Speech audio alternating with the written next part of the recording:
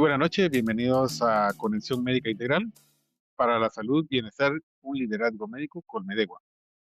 Es una actividad organizada por Educación Médica Continua y el apoyo de Junta Directiva, dirigida por el doctor Julio Tejada, en el cual apoya las actividades académicas y en este caso tenemos un tema muy importante en el cual muchas mujeres evitan hablar sobre este tema y que es de suma importancia a nivel nacional.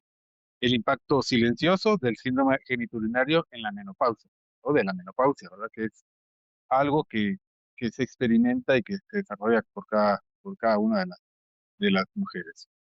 Para iniciar, voy a hablar sobre un caso, del cual vamos a omitir el nombre, pero es una paciente X que tiene 52 años de edad, es madre, profesional, ha sacado adelante a su familia y siempre ha sido una mujer fuerte. Pero desde hace algún tiempo cambió algunas expectativas de ella, de su forma de vida. Comenzó a dar molestias leves, luego ardor, después un dolor. Lo que antes era un dolor normal o que ella lo veía normal, ahora le incomoda. Lo que antes era parte de su vida en pareja, hoy evita tener esa relación. No lo habla con nadie, ni lo había hablado con nadie, y pensó en algún momento que era normal. Piensa que debe ser de esa forma a su edad, ¿verdad? A los 52 años, como lo había dicho anteriormente, y la paciente, miles de mujeres viven en silencio una condición que tiene nombre y también tiene tratamiento en manos de un especialista. Hoy vamos a hablar de esto que las mujeres sienten, pero pocos lo dicen. Y para poder desarrollar este tema, tenemos como invitada a la doctora Griselda Itzada, bienvenida esta conferencia, a esta plática. Eh, Ella es ginecóloga y obstetra, trabaja a nivel privado, más que todo, no trabaja en una institución y tiene muchos estudios de fertilidad, estudios de colposcopía, sexualidad, para cual ustedes pueden consultarle cualquiera de estas patologías de ginecología o de obstetricia para que ustedes puedan salir de sus dudas y sus problemas que puedan tener. Bienvenida, doctora. Esta es su casa, el Colegio de Médicos tiene las puertas abiertas para que pueda acompañarnos. Y me gustaría empezar con una pregunta. ¿Qué está viviendo el paciente actualmente con este tipo de patología, verdad? Mucho gusto, muchas gracias, doctor Rivas, muchas gracias al Colegio de Médicos, a la Comisión de Educación Médica Continua. En verdad creo que estos espacios son de suma importancia y de beneficio, sobre todo para una atención integral de la mujer en nuestro país y en cualquier lugar donde pueda tener alcance este tipo de programas. Y bueno, pues lo que la paciente está padeciendo, doctor, del caso que usted menciona, es el síndrome genitourinario de la menopausia, antes conocido como atrofia vulvovaginal, pero después nos fuimos dando cuenta que la mujer no solo tenía síntomas y signos molestos a nivel del aparato genital, sino que también a nivel del aparato urinario, de tal manera que ahora se conoce como síndrome genitourinario de la menopausia. Hay una variante, porque este síndrome es causado por un hipoestrogenismo, o sea, una baja cantidad de estrógenos que también se puede manifestar no solo durante la menopausia, sino que también lo va a presentar la mujer que está dando lactancia materna o la mujer que también está bajo el uso de algún tipo de anticonceptivo, especialmente los anticonceptivos a base solo de progesterona. Esto también nos puede provocar el síndrome genitourinario, no solo la menopausia. Ay, esto es algo común entonces. Es relativamente común en este grupo de mujeres. Ahora, en la menopausia sí, todas, absolutamente todas van a tener síntomas y molestias al respecto. Pero como le repito, hay otro grupo que también puede presentar los síntomas porque están en una etapa donde sus niveles de estrógeno están muy bajos. En este tipo de pacientes es algo que es importante es el silencio que tiene el paciente. ¿Qué es lo más duro que le dicen a ustedes las pacientes cuando ya ellas deciden consultar? O las palabras fuertes, o lo más difícil que usted ha escuchado. Generalmente se dice que estadísticamente la mujer va a consultar por estos síntomas 8 años después de haber iniciado a padecerlo. 8 años después, imagínense. Entonces, cuando le hablan del tiempo que han estado en silencio, realmente es impactante. Y llegar a hablar de cómo afecta su vida íntima, hablando ya de sexualidad, es todavía más impactante, porque hay mujeres que simplemente ponen un bloqueo completo a su vida íntima cuando tienen estos síntomas. ¿Qué frases ha escuchado usted frecuentemente? Por ejemplo, me daba vergüenza, no sabía que tenía solución, pensé que era normal. ¿Hay alguna otra frase que usted... Yo creo que la frase más común es que lo normalizan, porque creen que cuando la mujer llega a esta etapa de la menopausia, por ejemplo, la vida sexual se acaba. Esa es una de las múltiples preguntas que las pacientes nos hacen. Y luego muchas pacientes llegan porque tienen infecciones urinarias o infecciones vaginales recurrentes, que ya fueron a dar una ronda por médicos generales, por internistas, por urólogos, infectólogos, y están cansadas de tanto antibiótico. Pero esto generalmente es porque no se está tratando la causa básica, ¿verdad? Entonces, la paciente casi siempre llega con estos dos motivos de consulta principales.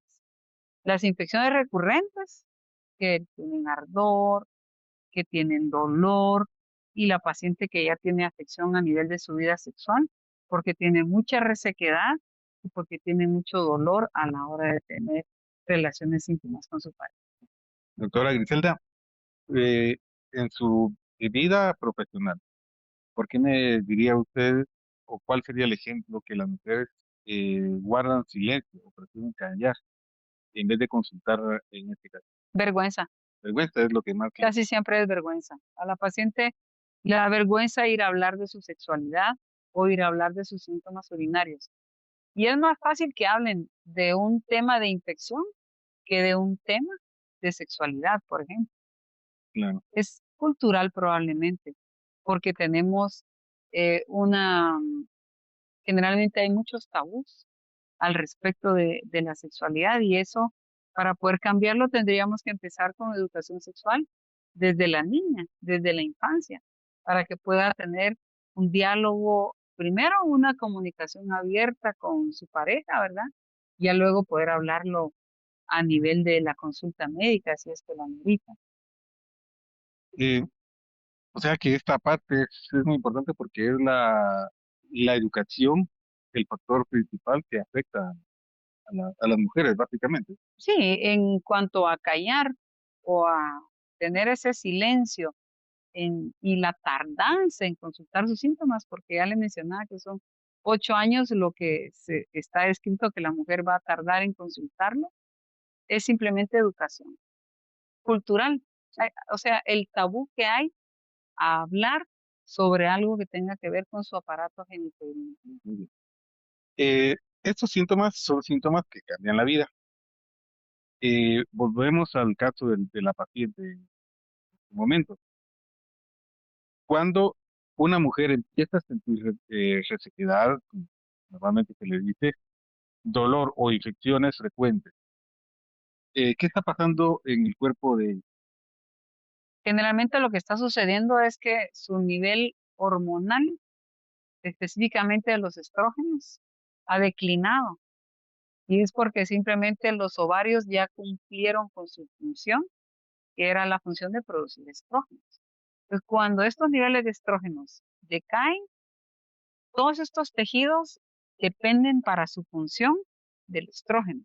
Entonces, cuando los niveles de estrógeno caen, el tejido empieza a atrofiarse, se vuelve más reseco, acartonado, hay cambios en el pH, esto hace que hayan cambios en la flora, y al haber estos cambios en la flora es cuando van a aparecer entonces las infecciones.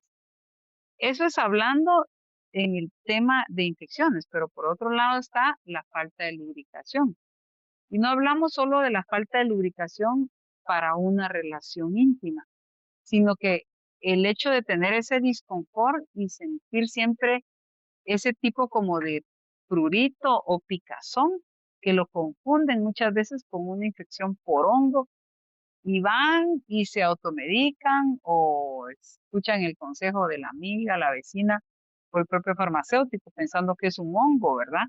Y lo que tienen simplemente es una resequedad secundaria a la falta de estrógeno. Ah, ¿y esto cómo afecta o impacta en su vida diaria o su autoestima en la partida? Pues primero va a afectar su calidad de vida, ¿verdad? Porque imagínese una paciente que esté con infecciones recurrentes, tanto urinarias como vaginales. Entonces tiene que estar primero de consulta en consulta médica, segundo bajo múltiples tratamientos y tercero lo que hablábamos, a nivel de su intimidad prácticamente ya no tienen actividad, eso afecta la autoestima de la mujer y simplemente pues llega en algún punto a aceptarlo como algo normal y ya simplemente empieza a callarlo, ¿verdad? Ya no lo consulta. ¿Y cuántas pacientes tenemos incluso que han llegado hasta con una sepsis por una pielonefritis, ¿verdad? Una infección urinaria complicada. Ya, ya tenemos, hablamos de complicaciones secundarias, ¿verdad? Que Claro, puede afectar. Entrando a un impacto en la relación de pareja. Y doctora, muchas mujeres dejan de disfrutar esa vida íntima e incluso llegan a evitar el contacto físico con su pareja. Esto, este impacto, podemos decirle que es muy importante o ocasiona muchos problemas en la vida diaria de la mujer. no, es causa hasta de divorcios. O sea, hay pacientes que han tenido sus matrimonios durante 25, 30 años incluso, y cuando llegan a la etapa de la menopausia, que simplemente disminuye el deseo sexual, no hay lubricación, el tener relaciones íntimas prácticamente les va a causar, lo que menos van a tener es placer, sino que lo que van a tener es dolor, ardor, infecciones poscoito. Entonces simplemente llega el momento en que la mujer ya no quiere. Y cuando empieza pues con su pareja a tener cierta comunicación, muchas veces su pareja no las comprende o no las entiende. Y pues a veces el camino que buscan es la separación cuando sabemos que este síndrome va a tener tratamiento adecuado para restablecer toda la función, regenerar todos esos tejidos para que la paciente pueda volver a tener una vida sexual plena. O sea, usted ya nos dijo que en estos casos la pareja se siente incomprendida, que tiene conflictos en pareja. ¿Usted qué cree o qué opinaría que deben entender la pareja o qué le debe entender la pareja? Bueno, en primer lugar, la pareja tiene que entender que está viviendo una etapa que es natural en el ciclo de vida de la mujer. O sea, toda la mujer va a llegar a ese momento en que los ovarios dijeron, ya no podemos producir más estrógeno, ni progesterona, ni testosterona, porque todo eso lo produce el ovario, y acompañarla. Además de entenderla, yo creo que tiene que haber ese acompañamiento, esa comprensión, y más importante aún, buscar la ayuda profesional, porque buscando esta ayuda profesional, el problema tiene solución y pueden nuevamente tener una vida en pareja placentera. O sea, tenemos esperanza y tratamiento. Por Eh, supuesto que sí. ahora, entonces hablemos de las posibles soluciones. ¿Cuáles Bueno, podrían ser? en primer lugar, la terapia de reemplazo hormonal de la menopausia, que ha sido lamentablemente satanizada o ha sido castigada con que provoca cáncer. Entonces, durante décadas se dejó de utilizar. Y esto fue secundario a un estudio famoso allá por el año 2002, o sea, hace casi 25 años, llamado el estudio WHI, donde hubo una correlación entre el uso de terapia hormonal con cáncer de mama, pero era el tipo de estrógeno que se usaba y el tipo de progesterona que se usaba. Hoy, 25 años después, tenemos terapias con hormonas bioidénticas, estradiol, progesterona, que es una progesterona natural micronizada, que nos va a ayudar a devolver y a restaurarle a la mujer su función hormonal. Entonces, no solo va a aliviar los sofocos, los incendios, los calores, bochornos que esta mujer está experimentando, sino que también va a ir a restaurar la función de su área genital y urinaria. También va a proteger el hueso, evitando una osteoporosis y por supuesto nos evita enfermedades cardiovasculares, así como nos evita un Alzheimer o una demencia en una edad más avanzada. Eso por un lado, la terapia de reemplazo hormonal sistémico. Por otro lado, hay terapias hormonales locales con tratamientos que son sumamente seguros. Incluso pacientes que han padecido cáncer de mama pueden utilizar estas terapias locales con algún tipo de estradiol o un pomestreno que se puede utilizar a nivel vaginal. Y luego vienen las terapias basadas en energía, que estos son como los tratamientos más modernos que hoy en día tenemos al alcance. Ya en nuestro país hay mucha educación al respecto, mucha tecnología. Aquí viene lo que es el láser CO2 a nivel vaginal, tiene otro que se llama ultrasonido focalizado de alta intensidad, abreviado como HIFU. Está el plasma rico en plaquetas, está la radiofrecuencia.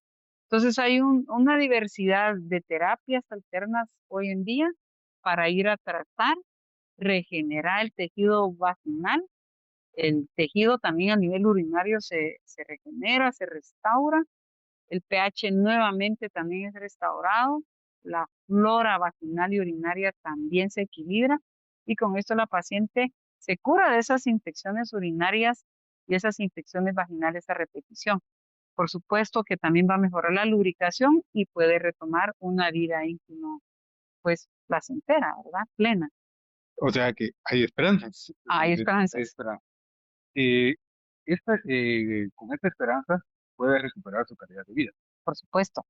Y esto es lo más importante que Hay, usted hay, como especialista. sí, y hay que entender que el año pasado la FDA, más o menos en el mes de noviembre, si no estoy mal, quitó las famosas advertencias de caja negra que habían sobre la terapia hormonal de la menopausia.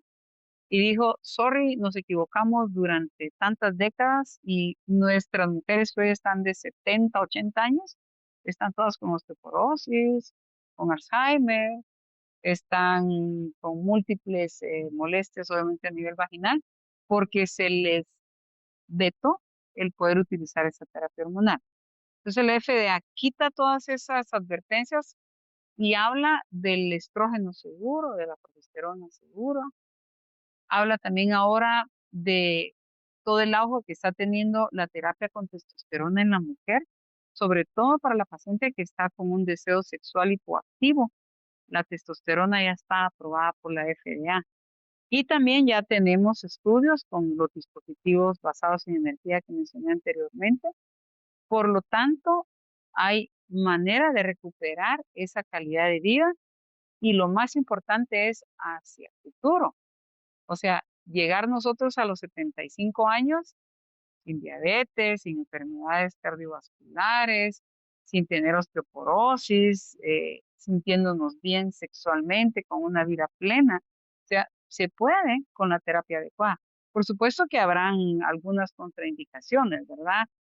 Que son absolutas para poder utilizarlas, como por ejemplo pacientes que han tenido tromboembolias, pacientes con una obesidad extrema que también tienen mayores riesgos, pacientes fumadoras que también pueden tener un poquito más de problemas, pero para todas hay que darle una terapia individualizada. O sea, en todas podemos obtener beneficios de distintas terapias que hoy en día tenemos al alcance. ya nos habló del tratamiento que pueden Ujú. recibir las pacientes, pero ¿qué cambia en ella cuando ya reciben tratamiento? La autoestima para empezar. O sea, la mujer recupera su autoestima. Ya nuevamente el hecho de poder sentirse bien, quitando todos los síntomas que hablábamos de los síntomas vasomotores, de los bochornos, los calores que muchas veces no las deja ni dormir. El insomnio, que es otra de las molestias que también aparece en la menopausia.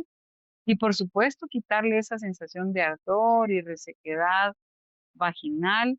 Eso restaura esa seguridad en sí mismas. Y la mujer que tiene una vida sexual activa también puede recuperar esa plenitud. Al principio de la entrevista, usted nos hablaba de salud. Sí. Nosotros como sociedad, ¿qué necesitamos para romper o qué debemos hacer para romper este tabú? Educación sexual, desde la escuela, desde el nivel primario. Tiene que haber una educación sexual que sea asertiva, que sea de una manera acorde a la edad en la que están todos los niños y niñas, porque la educación sexual tiene que ir para ambos, ¿verdad? O sea, para ambos sexos. Obviamente en la adolescencia también hay mucho trabajo que hacer, porque ahí es donde se va a formar ese carácter que nos va a ayudar a que en la edad adulta podamos hablar abiertamente, sin tabúes, y poder hacer que la mujer aprenda a no callar, a que vaya a hablar primero con su pareja, que tenga una comunicación asertiva y que también lo pueda consultar con su médico de cabecera. Claro, ahí va en este momento a preguntarle, ¿verdad? Porque cuando hablamos de educación, muchas veces nos referimos o entendemos a los maestros de primaria, de básicos o maestros universitarios. Pero el médico, ¿qué papel debe tener en esta o cómo se puede abrir en esta conversación con su paciente para que le dé esa confianza y pueda tener un diagnóstico adecuado? Casi siempre es el médico quien tiene que abrir esa comunicación sobre estos síntomas en la paciente, porque la paciente le es difícil consultar por lo que ya hablábamos, ¿verdad? Guarda silencio, le da vergüenza. No hemos hablado de la incontinencia urinaria, se me había pasado ese otro molesto síntoma. O sea, la paciente con síndrome genitourinario también tiene incontinencia urinaria, que puede ser de esfuerzo, es decir, cuando tose, estornuda, salta, se ríe a carcajadas, va a tener pérdidas involuntarias de orina. También está la incontinencia de urgencia, que necesita ir al baño lo más pronto posible. Y a veces en el pedacito que tiene que caminar al baño tiene también pérdidas involuntarias de orina. Entonces la paciente siente vergüenza, también siente miedo, porque no sabe si puede estar relacionado hasta con un cáncer, los síntomas que tiene, ¿verdad? Entonces, es la apertura que el médico tiene que establecer desde esa primera consulta con la paciente. ¿Usted tiene algún síntoma sobre su sexualidad, algún síntoma de incontinencia de orina, resequedad? Y ahí es donde la paciente usualmente va a empezar a hablar de su problema y nos va a sorprender, ¿verdad? Casi siempre las pacientes llegan por otro motivo de consulta antes de hablar de esa parte. Entonces tiene que tener un abordaje de parte de su médico. Doctora, bueno, nos están viendo en estos momentos muchas mujeres. ¿Qué mensaje le daría usted a todas ellas que están sufriendo este problema en silencio?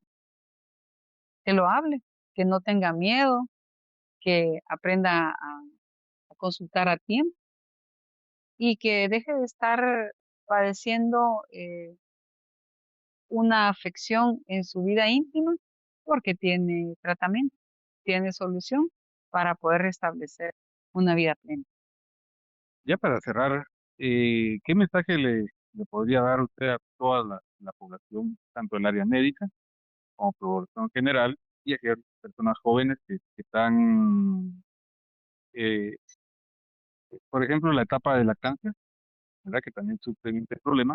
las personas que ya por la edad también ya están padeciendo este síndrome, ya porque tu cuerpo ya no está produciendo esa cantidad de cosas. Primero que seamos empáticos y que seamos comprensivos, que cuando la mujer está padeciendo este síndrome, toda esa avalancha de síntomas que ya hablamos, también puede ser que haga que esta paciente esté en depresión. Y la manera a veces de mostrar esa depresión son los cambios de humor. Y pues ahí es donde muchas veces la mujer viene y es señalada, ¿verdad? Ah, es que está en la menos, ya nadie la aguanta, ¿verdad? Entonces, que que cambiemos esa percepción y que seamos empáticos con todos y que ojalá que cambiemos desde el hogar esa educación sexual con nuestros hijos para que los aprendamos, pues, les enseñemos, perdón, a ser seres seguros de sí mismos y que ayuden también a las demás personas a su alrededor cuando haya que comunicar ese tipo de temas. Claro, doctora. El dolor, recordemos que el dolor silencioso no es normal.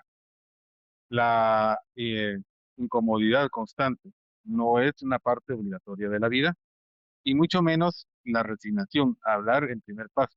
Consultar es el segundo paso que tenemos que dar y vivir con bienestar y es posible y que para eso tenemos especialistas como el caso que hoy nos ha visitado, nos ha acompañado la doctora Griselda Quijada. La pueden encontrar en sus redes sociales con su nombre y consultarle. Es importante que nosotros tengamos esa importancia de tener la apertura, visitar al médico y tener la confianza con ellos para que también con esa confianza podamos tener el mejor diagnóstico y mejor tratamiento.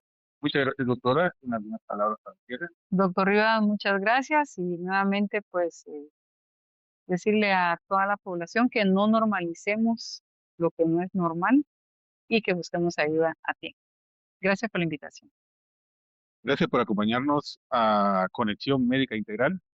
Esto fue el podcast del Colegio de Médicos y Cirujanos de Guatemala, que se realiza por medio de la Comisión de Educación Médica Continua y los esperamos todos los viernes a las 8 de la noche con temas de interés para toda la población. Muchas gracias y nos esperamos el próximo viernes. Gracias, doctora. Buenas noches.